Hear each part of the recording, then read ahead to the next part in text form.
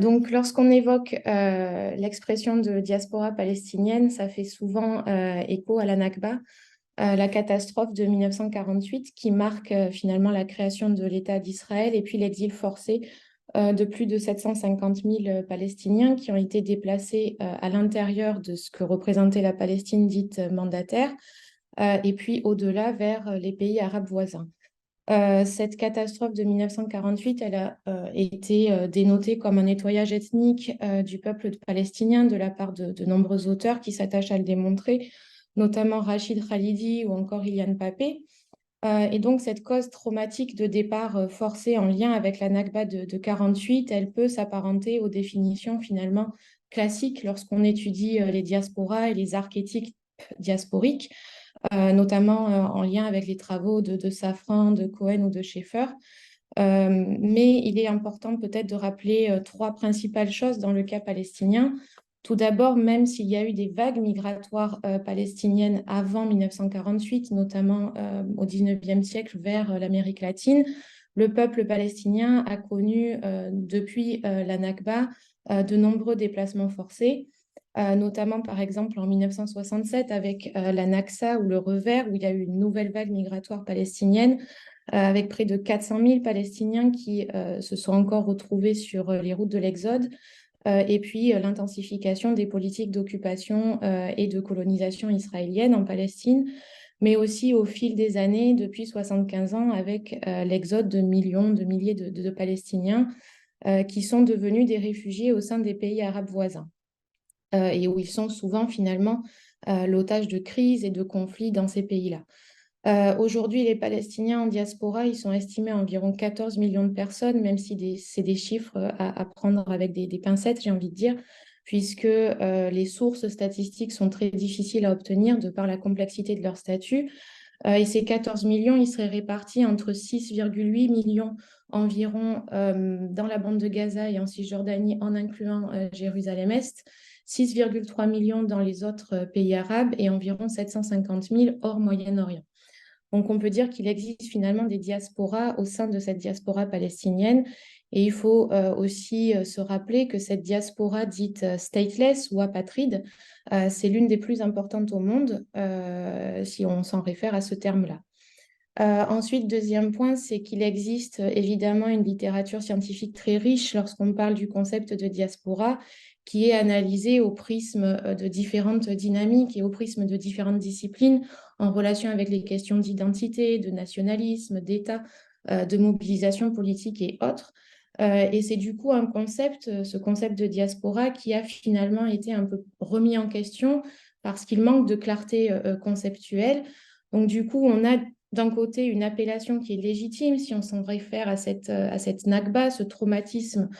collectif, mais ce concept est particulièrement débattu et il mérite une attention particulière si on doit prendre en compte toutes les dynamiques spatiales et temporelles propres aux vagues migratoires palestiniennes. Et c'est justement ça qu'il faut peut-être souligner, c'est que si 1948 a signé cette catastrophe pour le peuple palestinien,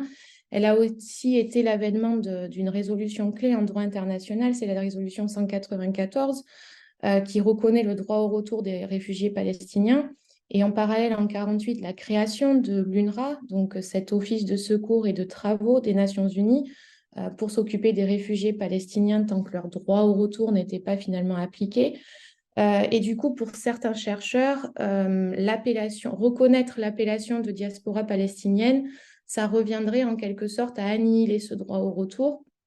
Ça reviendrait à ne pas reconnaître ce droit des réfugiés palestiniens alors même qu'il est reconnu par le droit international. Et on a par exemple Kodmani Darwish qui disait en 1997 que les Palestiniens sont au mieux une diaspora en devenir, une diaspora potentielle. Donc d'un côté, oui, une diaspora parce qu'encore une fois, on a cet événement traumatique. Et d'un autre côté, ça inscrit, si on appelle ces Palestiniens diaspora, ça les inscrit dans une situation de dispersion et ça fait du caractère provisoire de l'exil quelque chose de permanent.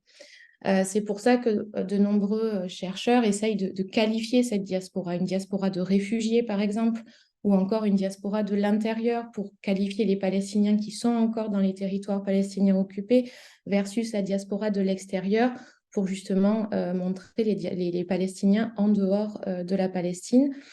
Donc, pour finir, peut-être juste rappeler qu'il faudrait peut-être mieux évoquer les diasporas palestiniennes, car elles sont multiples, et ça permet de prendre en compte les dimensions, les complexités spatiales, temporelles et générationnelles, voire même genrées, puisque depuis 1948, on a de nombreuses générations palestiniennes en exil.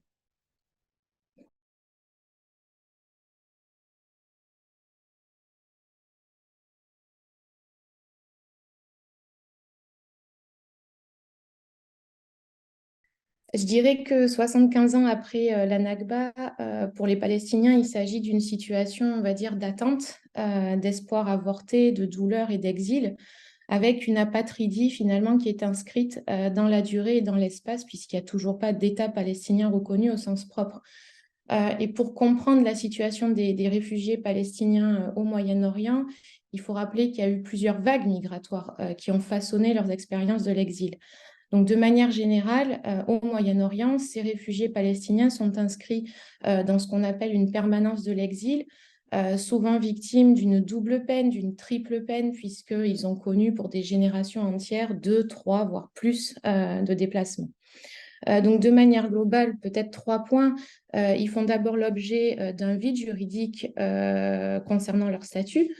puisqu'ils ne sont pas, enfin, ils ne bénéficient pas de la citoyenneté du pays d'accueil, sauf peut-être, par exemple, en Jordanie, et j'y reviendrai par la suite. Et ils sont pour la plupart titulaires de documents de voyage, ce qui implique évidemment tout son lot de discrimination en termes de mobilité notamment. Deuxième point, ils possèdent des droits socio-économiques et politiques bien souvent limités, voire inexistants, ou du moins fragmentés en fonction du pays d'accueil. Ils sont finalement pris en otage de certains conflits et de certaines crises dans ces pays d'accueil. Et enfin, troisième point, c'est qu'ils tombent dans ce que certains chercheurs appellent le protection gap, puisqu'on a l'article 1 de la Convention de Genève, son paragraphe D, qui est relative au statut juridique des réfugiés et qui prévoit qu'en sont exclus les réfugiés qui bénéficient de l'assistance d'une autre organisation des Nations Unies, autre que le HCR. Et c'est véritablement le cas des Palestiniens, puisqu'ils sont pris en charge, entre guillemets, depuis 1948 par l'UNRWA, là où elle exerce son mandat. Et donc, ça contribue en quelque sorte à ce que de nombreux juristes estiment comme le fait de ne même pas avoir le droit d'avoir des droits, pour citer Tackenberg ou encore Akram, par exemple. Après, d'un point de vue chronologique et spatial, les réfugiés palestiniens, ils se sont déplacés depuis 1948 vers l'Égypte, vers l'Irak, vers les pays du Golfe, mais ils se sont aussi et surtout déplacés vers les pays justement où l'UNRWA exerce son mandat. Et cette agence, il faut bien noter qu'elle est responsable de la gestion des camps de réfugiés, mais qu'elle ne les administre pas. Donc, c'est véritablement le pays d'accueil qui en est aussi responsable. Et Elias Sambar notait d'ailleurs que l'existence de cette agence sur le plan juridique reflète finalement la preuve permanente que le droit au retour des Palestiniens attend son application. Donc, si on s'intéresse de plus près aux pays où exerce l'UNRWA, on a d'abord la bande de Gaza.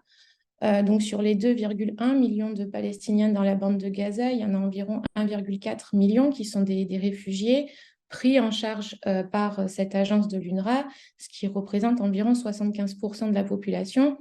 et la présence de 8 camps de réfugiés palestiniens qui se sont, au fil du temps, transformés finalement en logements semi-permanents, mais marqués par un contexte d'extrême pauvreté et de surpopulation.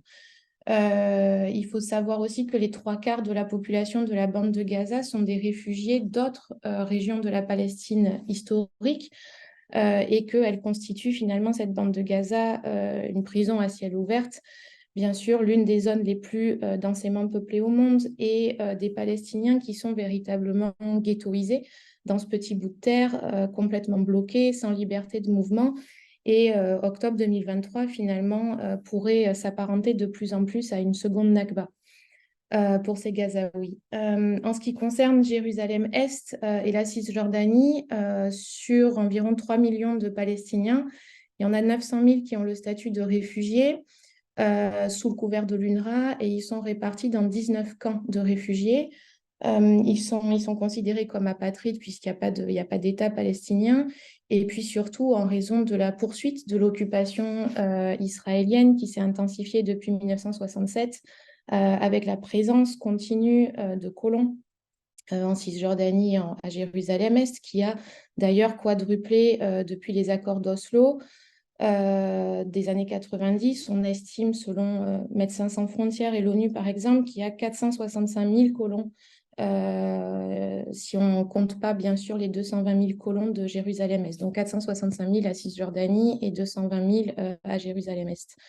Et ces Palestiniens, du coup, ben, ils vivent dans une combinaison de l'autorité palestinienne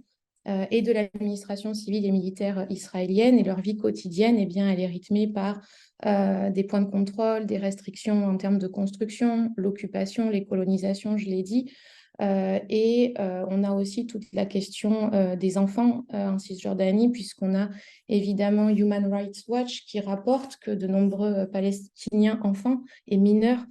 sont tués par les forces israéliennes en 2022. Ça a été l'année la plus meurtrière pour les enfants et également qui sont détenus dans des conditions arbitraires par les autorités israéliennes. Pour la Jordanie, également là où l'UNRWA exerce son mandat, les Palestiniens ont pu bénéficier de la citoyenneté jordanienne à leur arrivée dans le royaume depuis 1949, et d'autant plus avec une loi en 1954 où le Parlement jordanien a accordé la nationalité jordanienne aux habitants de la Cisjordanie, puisque à l'époque, c'est peut-être ça qui complique un peu la chose, à l'époque, la Cisjordanie était finalement, avec la Transjordanie, formée la Jordanie. Donc, du coup, c'est pour ça que les Palestiniens avaient le droit à cette nationalité. Et depuis 1988, la citoyenneté jordanienne ne s'applique qu'aux réfugiés palestiniens restés en Jordanie. Et on a une sorte d'origine palestinienne qui est mentionnée sur les passeports jordaniens des Palestiniens. En termes de droits sociaux, économiques et civiques, ils en bénéficient en Jordanie, mais ils sont bien évidemment souvent marginalisés.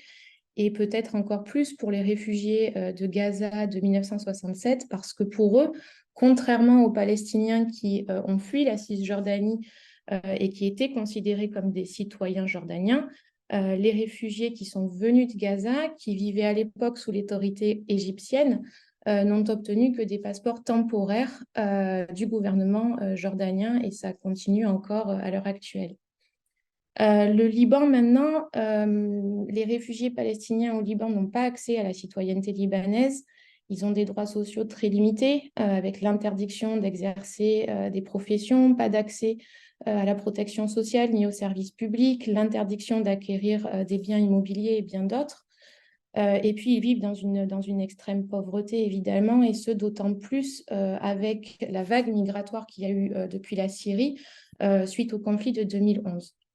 Et justement, en Syrie, eh bien, les réfugiés palestiniens sont arrivés aussi depuis 1948, après la Nakba, et ils n'ont pas la citoyenneté syrienne. Mais ils faisaient un petit peu exception parce qu'ils bénéficiaient, jusque dans les années 80 du moins, d'un statut juridique un peu plus favorable avec un droit de résidence et l'octroi de certains droits socio-économiques. Mais bien évidemment, ils ont été l'otage d'un conflit qui n'est pas forcément le leur en 2011 et 95% des Palestiniens dépendent maintenant de l'aide humanitaire, tandis que d'autres Palestiniens ont tenté de rejoindre l'Europe par les routes dangereuses et mortelles qu'on connaît. Et enfin, les Palestiniens qui ont été déplacés pendant la Nakba et à l'intérieur de ce qui forme aujourd'hui Israël et qui ont acquis la citoyenneté israélienne, on les appelle les Arabes palestiniens d'Israël, mais bien sûr, ils subissent de nombreuses discriminations et de fortes marginalisations. Donc, pour résumer, la situation des réfugiés palestiniens au Moyen-Orient, elle se trouve majoritairement, enfin, ces réfugiés se trouvent majoritairement dans ces 5 zones d'intervention de l'UNRWA.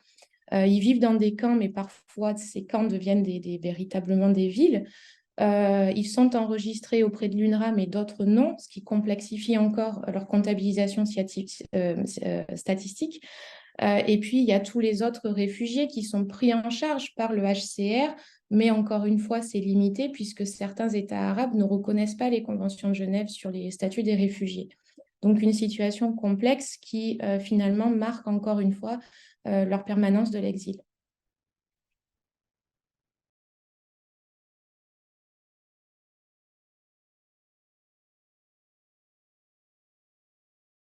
Donc, en raison de l'instabilité géopolitique et puis de la détérioration de leur situation au Moyen-Orient, de nombreux Palestiniens ont décidé de partir vers l'Europe notamment, même s'il est très difficile de les comptabiliser d'un point de vue statistique, puisque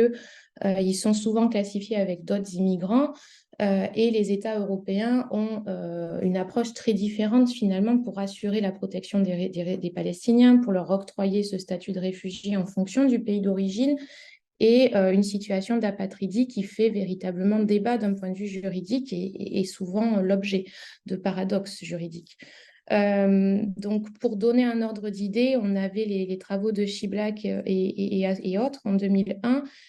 qui montraient qu'on avait 191 000 Palestiniens environ en Europe à l'époque. Et puis, près de 20 ans plus tard, on a ces chiffres, 750 000 Palestiniens répartis en dehors du Moyen-Orient, mais qui se trouvent en Europe, mais aussi ailleurs. Il faut aussi noter que l'Europe, ce n'était pas vraiment la première destination des réfugiés palestiniens de 1948 qui ont d'abord trouvé refuge dans les pays arabes voisins. Et on a eu peu d'arrivées de Palestiniens à cette époque-là, sauf peut-être au Royaume-Uni où on a eu une présence palestinienne depuis 1947, puisqu'il était facile à l'époque, enfin, il était un peu plus facile à l'époque, au moins jusque dans les années 60 de remplacer le passeport palestinien délivré par les autorités mandataires en Palestine par un passeport anglais. Mais véritablement, ces migrations palestiniennes en Europe, elles se sont construites, on va dire, à partir des années 60-70. Et donc, les années 70 marquent véritablement un changement dans la tendance et dans la nature de la migration palestinienne vers l'Europe,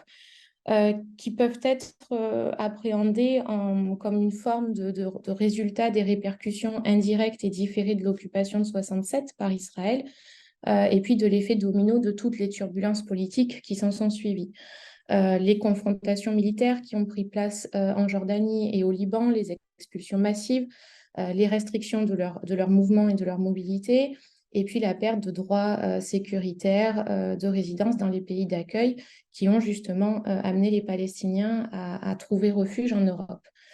Donc dans les années, on va dire 60, on a quelques centaines de travailleurs, pour la plupart détenteurs de passeports du coup jordaniens, qui sont d'abord arrivés en Allemagne et ils étaient envoyés surtout pour faire partie de la force de travail avec un programme de reconstruction en relation avec un accord passé entre les gouvernements allemands et jordaniens. Et puis l'occupation de 67 par Israël, de la bande de Gaza, de la Cisjordanie et Jérusalem-Est n'a pas eu vraiment d'effet immédiat et direct sur le mouvement migratoire palestinien vers l'Europe, mais on a tout de même une centaine de travailleurs palestiniens, encore une fois, de la Cisjordanie qui auraient migré vers l'Allemagne, comme dans le schéma précédent. Ensuite, dans les années 70, on a des vagues migratoires palestiniennes, surtout avec des étudiants hautement qualifiés qui ont bénéficié de programmes et d'accords professionnels entre l'UNRWA d'une part et des entreprises européennes, notamment Volvo en Suède. Mais bien évidemment, les années 70, ça rime aussi avec le Septembre noir en Jordanie et d'autres crises et conflits au Moyen-Orient, donc du coup une nouvelle vague migratoire vers l'Europe. Donc finalement, cette volonté de partir, on va dire, de manière individuelle avant les années 70, elle est devenue eh bien, de plus en plus appréhendée sous une forme collective, avec notamment de nombreux habitants de camps de réfugiés du Liban au pic de la guerre civile et à la suite de l'invasion d'Israël, qui ont trouvé refuge en Europe et qui ont commencé à se diriger notamment vers l'Allemagne, mais aussi vers les pays scandinaves. Dans les années 80-90, on a eh bien, la guerre israélo-libanaise, les guerres du Golfe, la première intifada. Tout ça, ça a contribué évidemment à encore une vague migratoire palestinienne en Europe, euh, surtout en Allemagne et vers les pays scandinaves, encore une fois, mais aussi un petit peu en France et au Royaume-Uni. Et enfin, on va dire les années 2000 et 2010, encore les intifadas, et puis le dernier conflit en Syrie qui a provoqué une nouvelle vague migratoire en Europe. Euh, D'un point de vue juste géographique, pour finir, l'Allemagne reste le pays où il y a le plus principal foyer de réfugiés palestiniens en Europe, mais la Suède constitue aussi un lieu très important pour cette communauté-là, et elle constitue souvent la dernière étape d'un parcours migratoire assez complexe et marqué, rythmé par des séjours plus ou moins longs dans des pays autres en Europe, de par justement ce vide juridique concernant leur statut.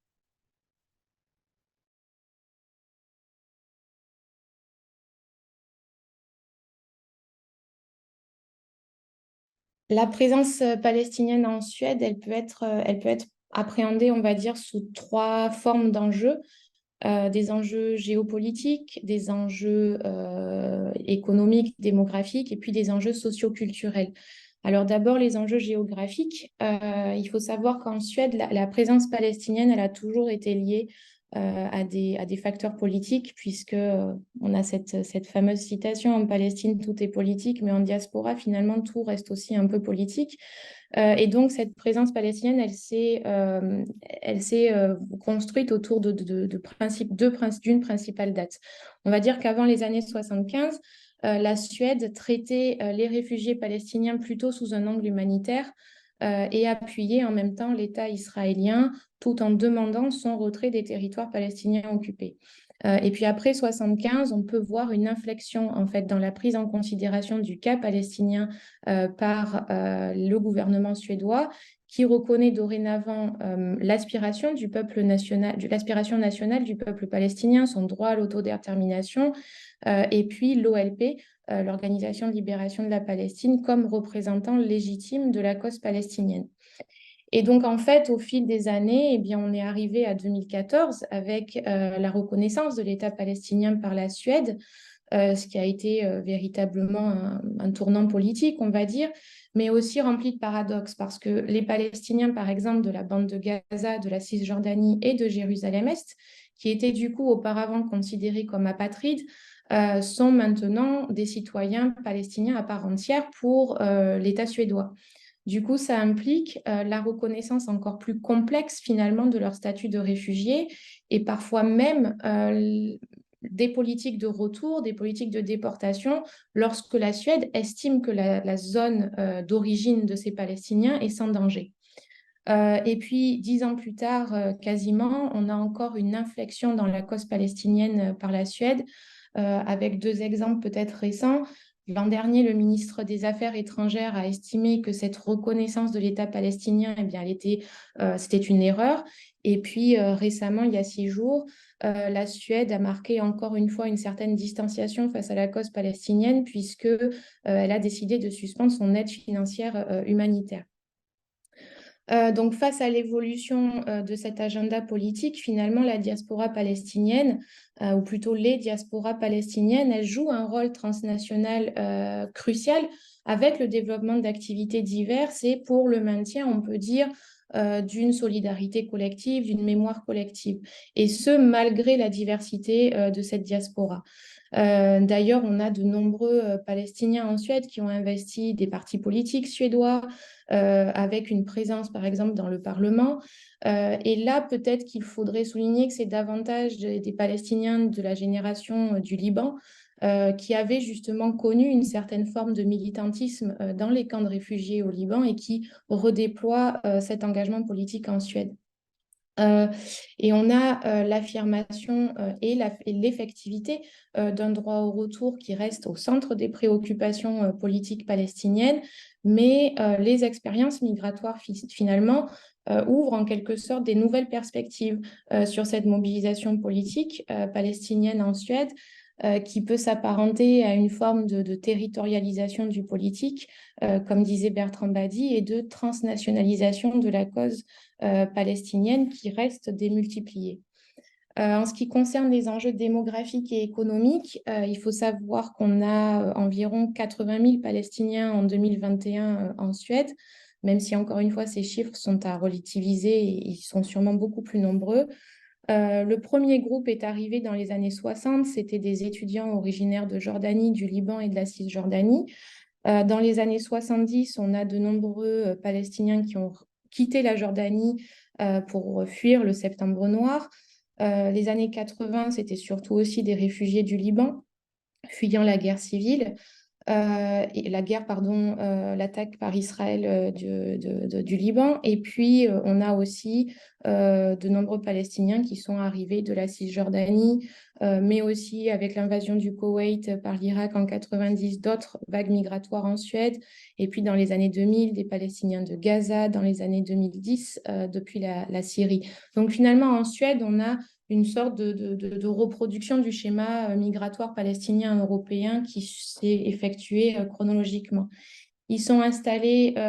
plutôt dans les grandes villes, à Stockholm, à Göteborg et à Malmö par exemple. Le niveau de qualification varie, mais on a des Palestiniens qui sont, on va dire, représentés dans toutes les branches d'activité, que ce soit le chauffeur de bus ou de taxi jusqu'à l'ingénieur et au médecin par exemple. Et enfin, des enjeux socio-culturels, et c'est peut-être une touche d'espoir. Par exemple, à Malmö, qui est une ville très cosmopolite, avec plus de 160 nationalités, on a véritablement une présence palestinienne au sein de l'espace suédois, que ce soit par le biais de la scène artistique, musicale ou autre. Et cela corrobore aussi avec la tradition, on va dire, de la société civile suédoise, euh, qui permet aux Palestiniens eh bien, de prendre part à des activités associatives et autres, et avec deux moteurs principalement, l'intégration au sein de la société suédoise, mais aussi le développement socio-économique et politique.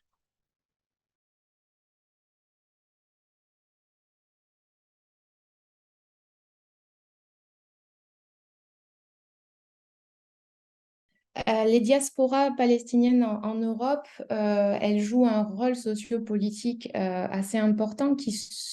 peut se comprendre peut-être en triptyque,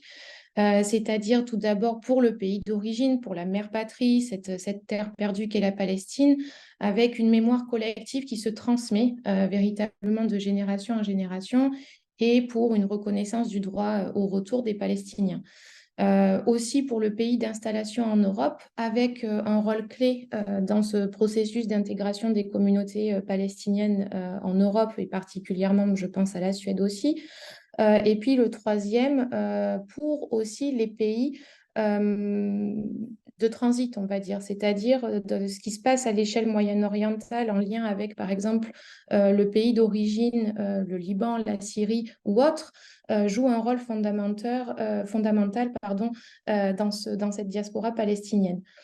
Cela dit, il est important de noter que la diversité des parcours migratoires palestiniens, elle fait aussi écho à une grande diversité des expériences militantes.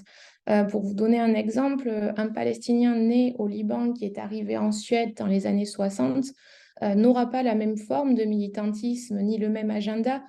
qu'un Palestinien qui est né en Syrie et qui est arrivé en Suède en 2012, ou encore qu'un Palestinien qui est né en Suède en 90, ou encore qu'une Palestinienne qui est née dans la bande de Gaza et qui est arrivée en Suède en 2015. Du coup, toutes ces trajectoires migratoires et militantes, elles vont avoir un effet sur le rôle des diasporas palestiniennes en Europe, avec des formes de mobilisation, des répertoires d'actions politiques qui vont varier, mais qui sont finalement reliés par une même volonté, c'est-à-dire donner une voix finalement aux Palestiniens. Donc, être palestinien en diaspora et en Europe en particulier, on peut dire que ça s'articule autour de deux dynamiques. D'une part, la volonté d'affirmer une cause palestinienne unique, en lien avec la Nakba, la mémoire, le trauma collectif, et d'autre part, une certaine continuité finalement des fragmentations politiques palestiniennes qui peuvent se reproduire en diaspora en raison de ces multiples parcours migratoires, qui contribuent à démultiplier la cause palestinienne, mais qui ne cherchent pas à exporter le conflit dans quelque forme que ce soit. Donc finalement, je pense qu'il est important de prendre en considération cette morphologie socio-spatiale de la circulation migratoire palestinienne, en incluant la compréhension des rythmes, des lieux de la mobilité, des dimensions collectives, mais aussi individuelles de chaque Palestinien, avec justement la prise en compte de ce phénomène de territorialisation de la mobilisation politique. Et c'est pour ça que peut-être l'échelle transnationale apparaît fondamentale pour interroger ces formes d'expression sociopolitique, socio-identitaire et des pratiques palestiniennes mises en place au fil de la mobilité. Et pour finir, il faut peut-être aussi rappeler que ce processus, il s'inscrit dans un contexte particulier récemment, puisque d'une part, on a des Palestiniens qui continuent à migrer, et en parallèle, ils font face à une forme de sécurisation des migrants en Europe, où le migrant est vu comme une menace, etc. Et la Suède n'échappe pas à cette logique, puisque même si dans les années 60, hein, ou même un peu plus tard, la Suède était vue comme un modèle finalement d'intégration, un modèle d'accueil pour les réfugiés, depuis 2016 et encore plus depuis 2022, on voit que le changement d'agenda politique avec des politiques migratoires de plus en plus restrictives. Et si on se réfère à tous les travaux qui parlent de peacemakers, c'est-à-dire d'artisans de la paix pour les diasporas, ou de peacebreakers, c'est-à-dire facilitateurs de conflits, on peut peut-être apporter une certaine nuance, ou en tout cas questionner cette dynamique dans le cas palestinien, puisque ces diasporas palestiniennes en Europe, elles peuvent être des peacemakers, elles peuvent être des artisanes de la paix. Et finalement, est-ce que ce ne serait pas davantage les forces politiques extérieures dans le pays de résidence en Europe qui façonnent la vie des diasporas? Finalement, il n'existe pas véritablement de transport unidimensionnel, d'exportation unidimensionnelle des conflits. Et ce ne sont pas vraiment les diasporas qui exportent le conflit dans le pays de résidence en Europe, mais ce serait peut-être plutôt les forces exogènes, les politiques migratoires restrictives où résident les diasporas, et notamment palestiniennes, qui façonnent la vie de ces diasporas. Et cela se perçoit en Europe, où les diasporas palestiniennes, eh bien, elles cherchent à publiciser la cause palestinienne dans toute sa pluralité, en lien aussi avec tous les pays d'origine de ces Palestiniens, mais qui sont aussi finalement contraintes par des agendas politiques de plus en plus restrictifs. Du moins, c'est une dynamique que j'essaye d'interroger dans mes travaux. Par exemple, Lindholm a aussi travaillé sur cette question-là.